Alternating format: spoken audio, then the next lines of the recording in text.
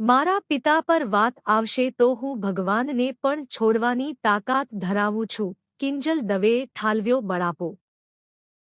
તેણે કહ્યું કે એક બ્રહ્મકન્યા હોવાનું મને ગૌરવ છે અને હું અહીંયા સુધી પહોંચી છું તેમાં શિક્ષિત અને સમજદાર બ્રહ્મ શક્તિઓ, બ્રહ્મ સમાજના લોકોનો ખૂબ મોટો ફાળો રહ્યો છે. હું તો નસીબદાર છું કે મને 18 વર્ણના લોકોનો પ્રેમ અને સપોર્ટ મળ્યો છે.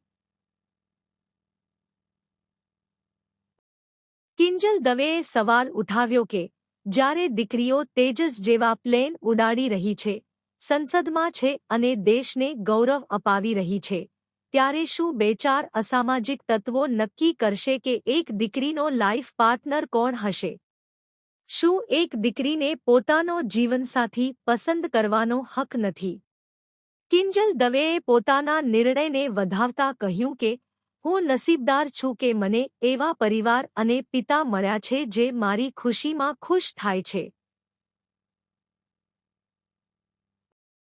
હું એવા પરિવારમાં જઈ રહી છું જ્યાં રાતદિવસ ગાયત્રી મંત્ર, નવકાર મંત્રના જાપ થાય છે. મને અને મારા નિર્ણયને મારા પાર્ટનરના પરિવારે